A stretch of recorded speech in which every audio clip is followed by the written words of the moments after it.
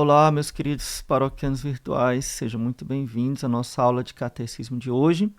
E nós hoje vamos falar sobre o homem. Na aula passada nós falamos sobre os anjos.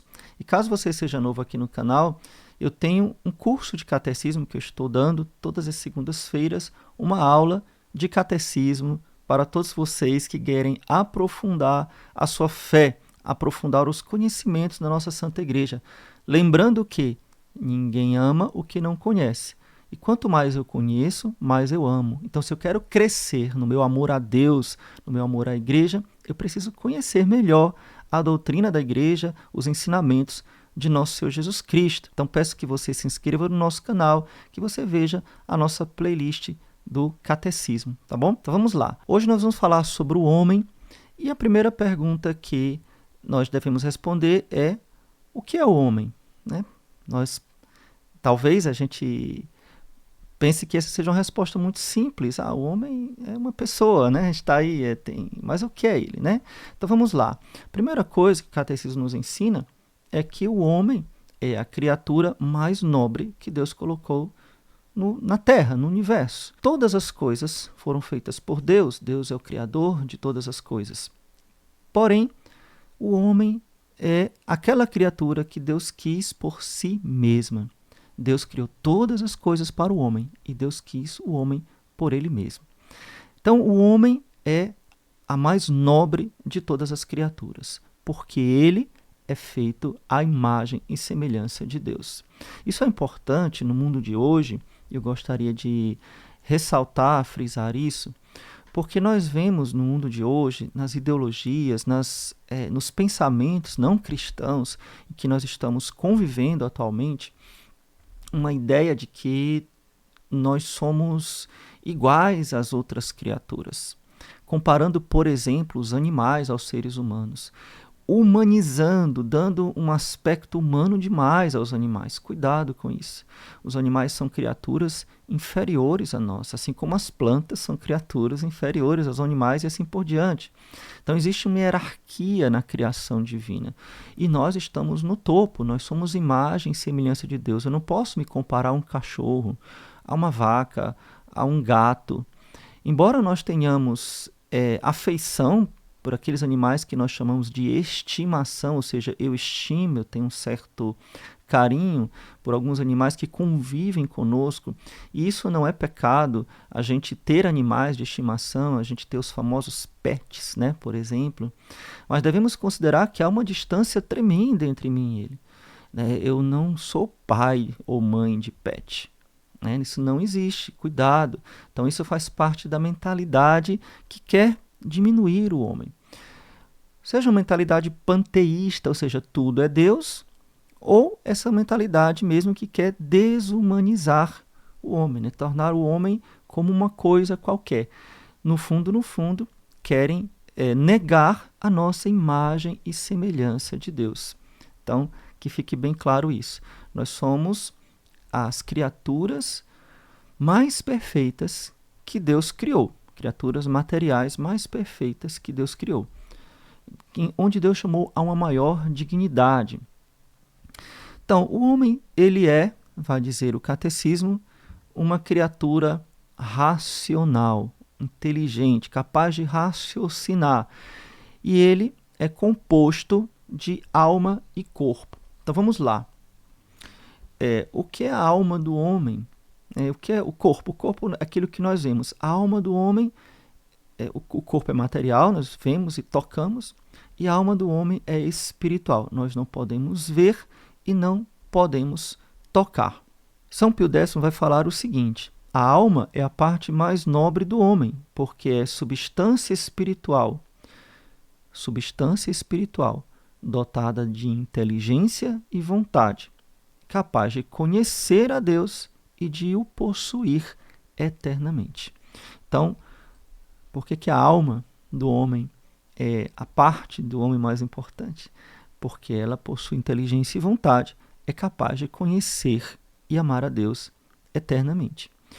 Já o corpo, ele é a forma da alma. Agora, atenção. O ser humano, o homem, ele é composto de alma e corpo. Então, nós não devemos desprezar o corpo como se o corpo fosse o frasco do perfume. Não, não é isso. O homem é alma e corpo. Deus criou o homem nesta unidade, de forma que o homem íntegro, completo, é o homem, alma e corpo. Porém, por causa do pecado original, e nós vamos falar do pecado original na aula de hoje, o homem morre. O homem não foi criado para morrer. Nós vamos falar sobre isso mais adiante. Mas o homem morre. O que é a morte? É a separação da alma e do corpo. Porém, enquanto o corpo morre, fenece, vira pó, a alma não morre. Então, você, eu, todos os seres humanos, possuímos uma alma imortal. Ela não é capaz de morrer, ela não se acaba. Deus nos criou em um determinado momento. Qual foi o momento que Deus nos criou? Vocês sabem dizer? Veja, foi o momento da sua concepção. Claro que você já estava na mente de Deus, no coração de Deus, desde toda a eternidade. Não foi uma surpresa para Deus. Jesus, quando morreu na cruz, já estava me redimindo. Ele, como Deus, me conhecia. Mas eu fui criado no momento da concepção. No momento que o espermatozoide do nosso pai se uniu ao óvulo da nossa mãe, naquele momento, o Deus Pai infunde uma alma. Olha que interessante. O homem e a mulher participam da criação divina. Olha que interessante. Porém, não foi o meu pai nem a minha mãe quem me deram a minha alma. A minha alma foi Deus quem me deu. Então, o meu pai e minha mãe, materialmente, contribuíram para a formação do meu corpo. Então, o meu corpo ele foi formado no ventre da minha mãe, com genes do meu pai e genes da minha mãe, de forma física ali, natural.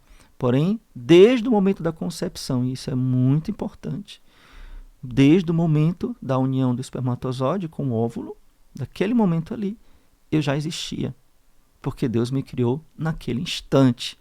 Por isso, e aqui eu abro um parênteses que a gente vai falar numa outra aula mais na frente, você pode ver aqui no nosso canal vídeos falando sobre isso, é expressamente proibida a contracepção. Então, os contraceptivos, por exemplo, eles não evitam a união do espermatozoide com o óvulo, normalmente, ou nem sempre. Então, quando há essa união do espermatozoide com o óvulo, já existe um bebê, um ser humano, embora não formado. O que é que o contraceptivo evita? Que este óvulo se nide, faça a sua nidação no útero da mulher. Então, ele acaba sendo eliminado, destruído, já fecundado. Podemos imaginar quantos abortos ocultos, invisíveis, as mulheres que infelizmente usam anticoncepcionais já realizaram. Inclusive, alguns deles são mais perigosos ainda, como o DIU. Mas esse é um assunto para quando a gente for falar dos 10 mandamentos, quando a gente for falar do 5º mandamento, não matar. Ok? Então, voltando aqui à nossa concepção do homem. Estão entendendo? Então, o homem é corpo e alma. E a alma do homem é essa parte mais nobre, que é capaz de conhecer e de amar a Deus. Porém, o homem completo é corpo e alma.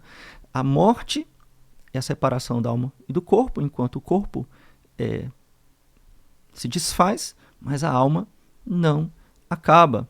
Então, a alma ela vive para sempre. Então vamos lá. Um segundo ponto para nós considerarmos na aula de hoje é sobre... Então, esse homem criado à imagem e semelhança de Deus, ele foi criado por Deus livre. O que é que significa isso? Outro assunto importantíssimo.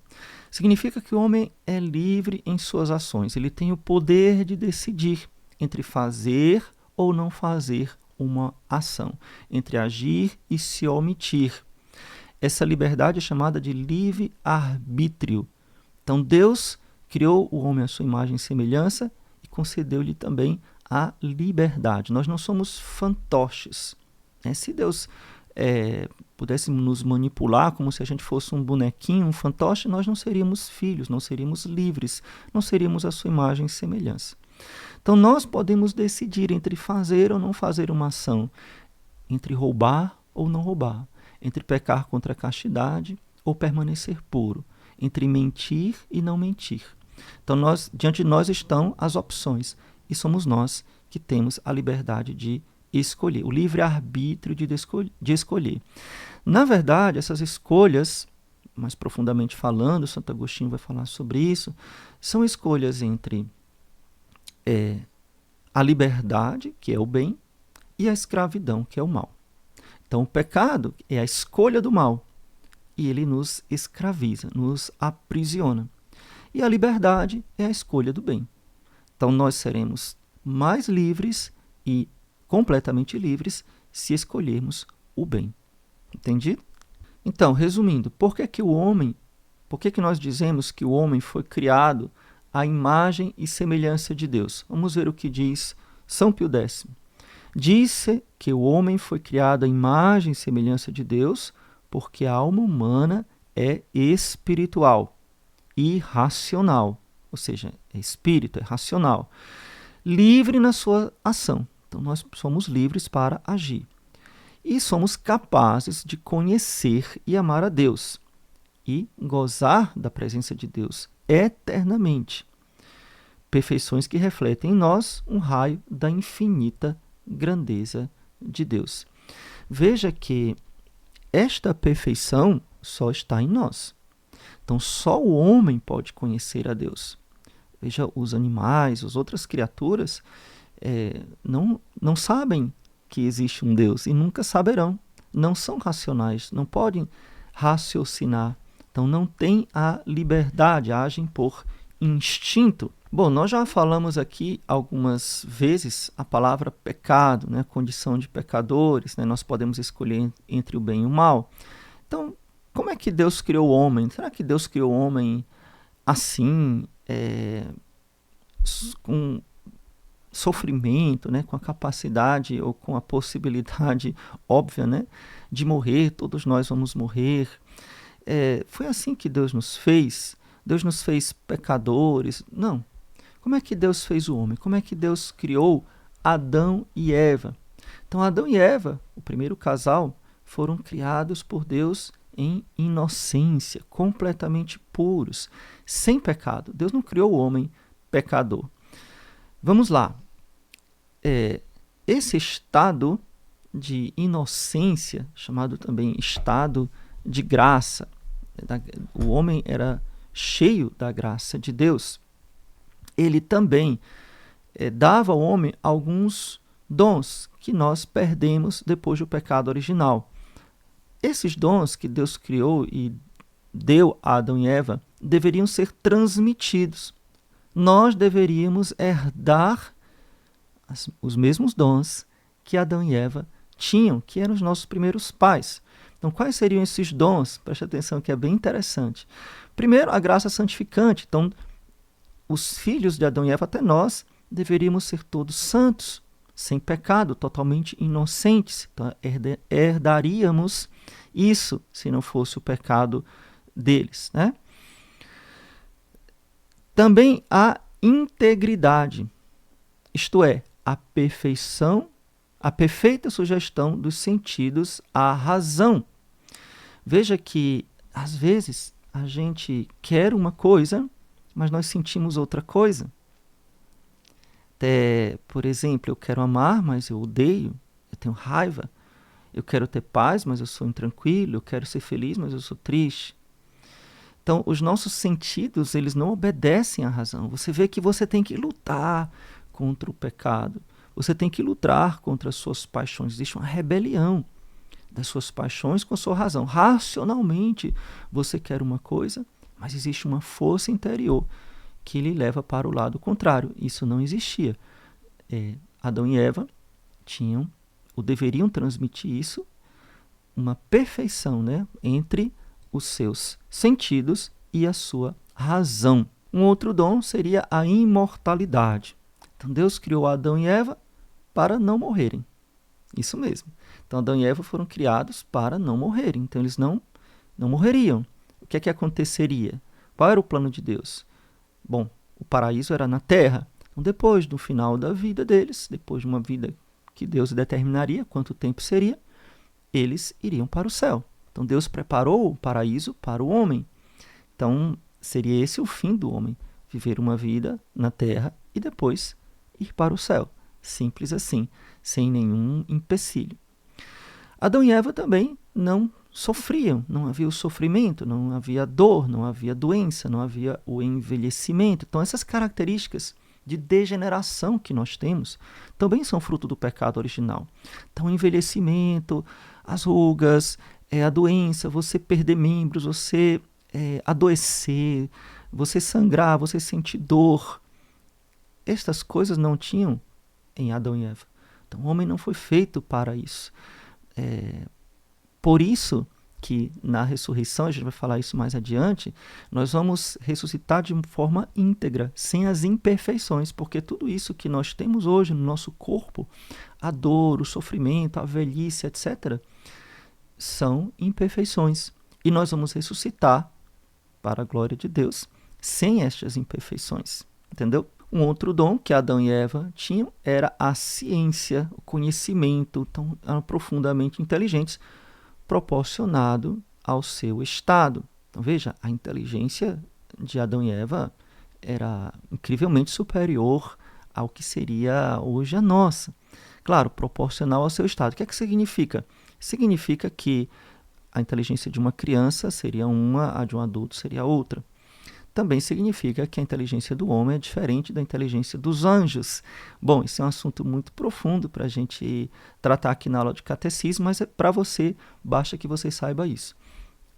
Adão e Eva possuíam uma inteligência muito superior à nossa, que também iriam transmitir um conhecimento, por exemplo, de todas as coisas. Foi Adão que deu nome a todas as criaturas, está lá no relato do Gênesis.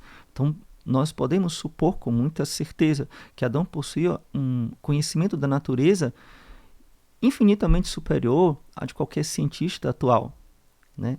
O conhecimento da botânica, da astronomia, da química, da física, etc., é dado por Deus, infundido por Deus na sua alma. Então, o homem perdeu tudo isso por causa do pecado original. Então, falando em pecado original, então já que falamos sobre o pecado, o que é o pecado original? Então, anota aí no seu caderninho de catecismo. Até lhe aconselho a você ter um caderninho para acompanhar as nossas aulas, tá bom? Isso pode lhe ajudar. Vamos lá. O pecado original, a gente vê assim nas fantasias das pessoas, né? Nos filmes, na mídia, aquela imagem de Adão e Eva comendo uma maçã, né? Então, o pecado original seria comer uma maçã. Bom, não, esse não é o pecado original. O pecado original não foi comer uma maçã ou comer uma fruta. Sim, ali é um símbolo ou uma realidade de uma desobediência. Então foi uma profunda soberba. Veja qual foi a tentação do demônio. Sereis como deuses, conhecedores do bem e do mal. Então o pecado de Adão e Eva foi a soberba, tá? Foi o querer ser como Deus.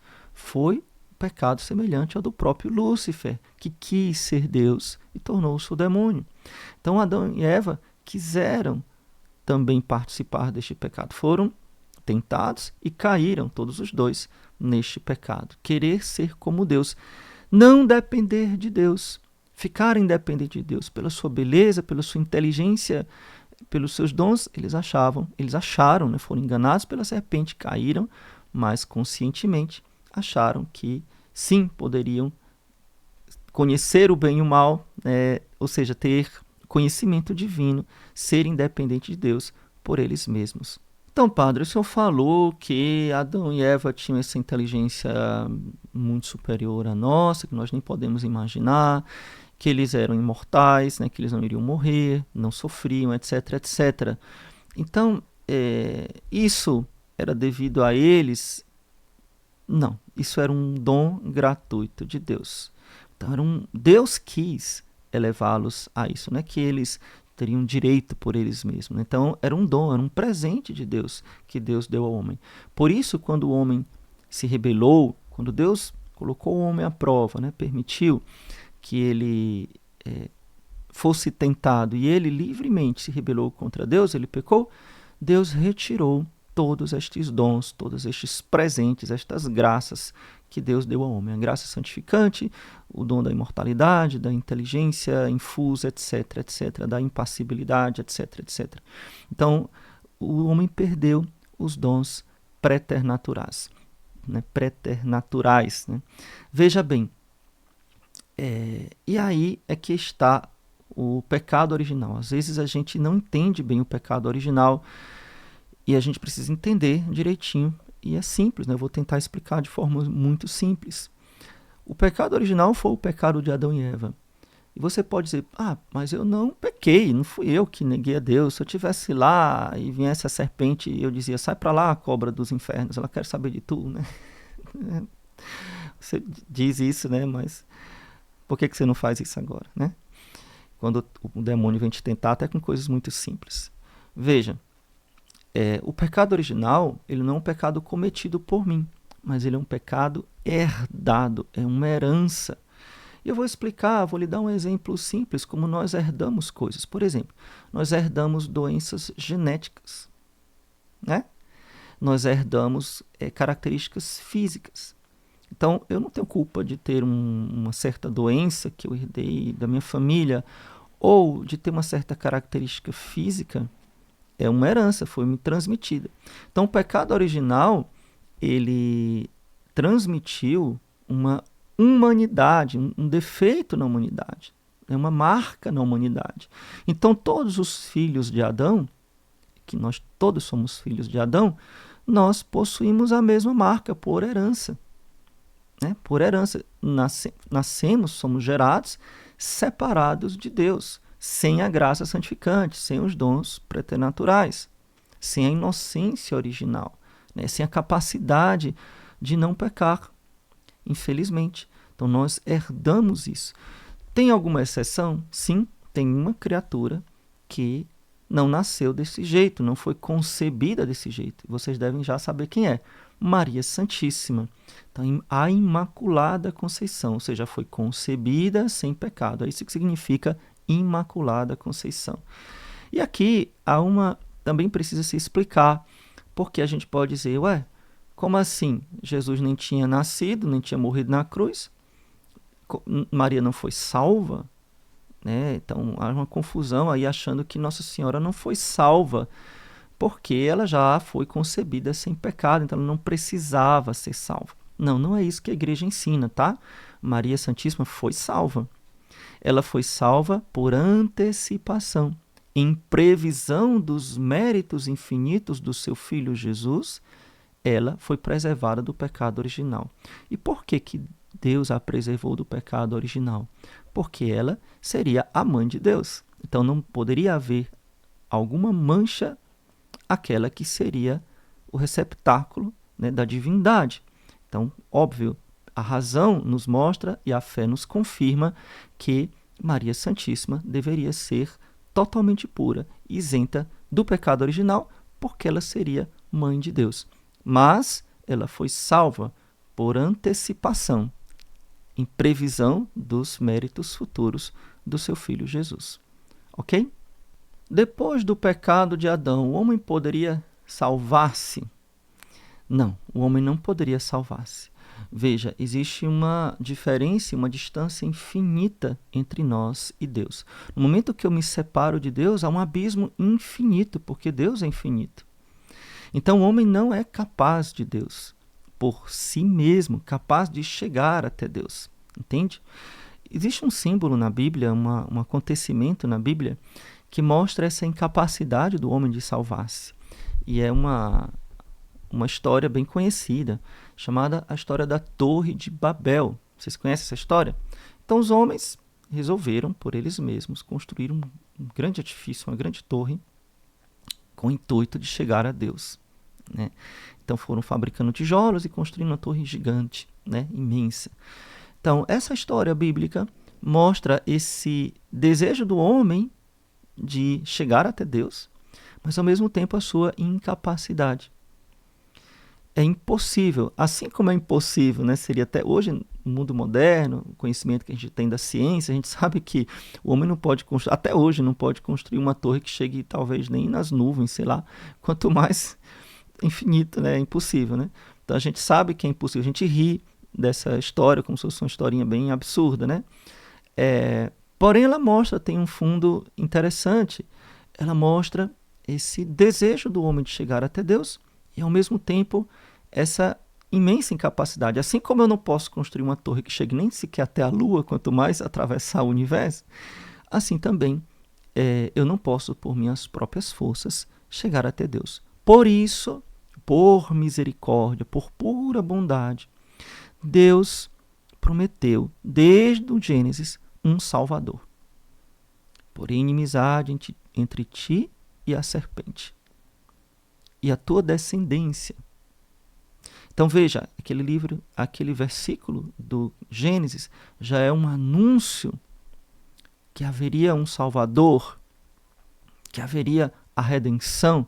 Então Deus não abandona o homem depois do pecado. Deus olha para o homem com misericórdia e, por misericórdia, ele promete um Salvador e envia um Salvador. Um que seria capaz de restabelecer a amizade entre Deus e homem. Quem é esse Salvador? Nosso Senhor Jesus Cristo. É o próprio Deus que se faz homem no seio da Virgem Maria. Uma pergunta que talvez você me faça, e aliás, se você tiver alguma pergunta, peço que você coloque aqui nos comentários, porque isso vai ajudar para que nas próximas lições, nas próximas aulas, eu possa lhe responder, ou eu respondo aqui mesmo nos comentários, tá bom? Não se esqueça de deixar o seu like, isso é muito importante. E compartilhe o nosso canal para que outras pessoas também possam conhecer a riqueza da doutrina cristã e assim amar mais a Jesus, tá bom? Então vamos lá. Uma pergunta que você pode fazer, você já deve ter escutado, que existe espírito, alma e corpo. Já escutou isso? Então, como é que é? O que é o espírito, o que é a alma? Existe uma dualidade, são duas coisas.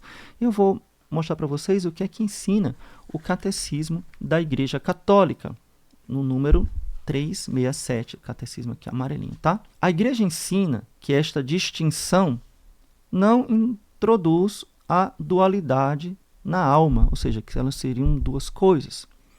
Espírito, preste atenção, o que é o espírito? Significa que o homem está ordenado desde a sua criação para o seu fim sobrenatural. E que a sua alma é capaz de ser elevada gratuitamente à comunhão com Deus. Então, quando nós falamos espírito, nós estamos falando da qualidade da alma. A alma, ela é espiritual, ou seja, ela é capaz de entrar em comunhão com Deus. Por exemplo, os animais possuem alma? Possuem, só que a alma neles é apenas a vida do corpo deles. Eles respiram, eles comem, isso é a alma deles. Quando o animal morre, a alma também se acaba. Por quê? Porque não é uma alma espiritual. É apenas a vida deles. Então, uma outra coisa, né? Eu falei no início da aula de hoje sobre essa tendência do mundo moderno de igualar o homem às outras criaturas. Então, existem também pessoas que ficam acreditando ou que ficam teimando. Existe o céu dos cachorrinhos, eu vou ver o meu cachorrinho no céu, o meu gatinho no céu, a minha vaquinha de estimação, o meu bode de estimação. Não, a minha capivara querida, não. Quando a sua capivara morrer, quando o seu papagaio morrer, quando o seu cachorro, o seu gato morrer, acabou. Você não vai mais ver eles, porque eles são somente corpo e alma não espiritual, tá? Eles vão acabar ali. Não vai ter mais céu para cachorrinho, nem para vaquinha, nem para sua capivara. Então, essa é uma distinção muito importante. Então, o que é o espírito? É essa qualidade da alma que é capaz de entrar em comunhão com Deus. Ok? Uma outra pergunta também importante da gente responder aqui, porque a gente fala que Deus criou o homem, não estou falando aqui o sexo masculino, né? Estou falando da humanidade. Então, a igreja ensina, e a palavra de Deus nos ensina também, que Deus criou o homem e a mulher, está lá no livro de Gênesis, em igual dignidade. Homem e mulher os criou. Então nós, os homens e as mulheres, somos imagem e semelhança de Deus. Temos igual dignidade. Porém, essa dignidade não significa que nós somos iguais. Nós somos diferentes e a diferença é querida por Deus. Então, outro erro das filosofias da mentalidade do mundo moderno é o igualitarismo. como se nós devêssemos perder as nossas características masculinas para ficarmos parecidos com as mulheres, e as mulheres perderem as suas características femininas para ficarem parecidas com os homens. Não, isso é errado. Nós somos completamente diferentes, possuímos dons diferentes e somos complementares. Nós precisamos das mulheres como mulheres e as mulheres precisam dos homens como homens. Nós precisamos preservar essas características que Deus nos criou. Então, meu querido paroquiano virtual, por tudo isso que eu disse na aula de hoje, por tudo isso que nós aprendemos ou recordamos na aula de hoje, você compreende como é importante nós resgatarmos as verdades da fé, a verdade de quem é o homem, da nossa dignidade. Nós precisamos recordar a nossa dignidade. Nós somos criados por Deus, à sua imagem e semelhança. A vocação do homem é conhecer e amar a Deus, ser feliz eternamente, gozar da sua presença. Deus criou o homem para a felicidade. E mesmo após o pecado original, mesmo após a soberba e a desobediência dos primeiros pais, Deus não abandonou o homem, continuou buscando o homem, prometeu um Salvador e nos deu um Salvador, nosso Senhor Jesus Cristo. Veja como os exemplos que eu dei na aula de hoje mostram como a humanidade, como a sociedade, como o pensamento do mundo atual quer desfigurar o homem, quer afastar o homem da sua verdadeira vocação e da sua verdadeira dignidade. Por favor, se você percebeu, se você entendeu, coloque aqui nos comentários exemplos, talvez, que você entende dessa degeneração, desta falta da dignidade do homem. Como é que o homem hoje é visto, como ele se desgasta, como a sociedade, o pensamento atual tenta afastar o homem da sua verdadeira dignidade, da sua verdadeira vocação. Isso é muito importante. Então, espero você na próxima aula. Convido você também a assistir as nossas outras aulas de catecismo. Isso é um recado. Nós possuímos esse grande trabalho de evangelização no YouTube, no Instagram, nas redes sociais, graças a Deus, atingindo centenas de milhares de pessoas. Então, você está gostando dessas aulas? Então, quero fazer um convite a você. Nos ajude a evangelizar. De que forma? Primeiro, compartilhando esse vídeo, compartilhando o nosso canal, os vídeos que nós temos sobre catecismo e também muitos outros assuntos aqui, sobre pecado, vocação, confissão, etc. Tá bom? Então, isso ajuda muito a nossa evangelização, deixando o seu joinha e comentando aqui. Mas tem uma outra forma que você pode nos ajudar a evangelizar com mais qualidade e, ao mesmo tempo, aprofundar esses conteúdos que eu dou aqui, sendo inscrito na nossa área de membros, nossos cursos exclusivos para aqueles que querem ser os benfeitores do nosso apostolado. Então, se você deseja conhecer como se tornar benfeitor do nosso apostolado e manter toda essa obra de evangelização, tem um link que vai aparecer, um QR Code que vai aparecer agora aqui para você, e também na descrição do vídeo tem um link aonde você pode clicar e saber como se tornar o nosso benfeitor e aprofundar estes assuntos que nós falamos aqui no nosso canal. Deus te abençoe, louvado seja nosso Senhor Jesus Cristo, para sempre seja louvado, e sua Mãe Maria Santíssima.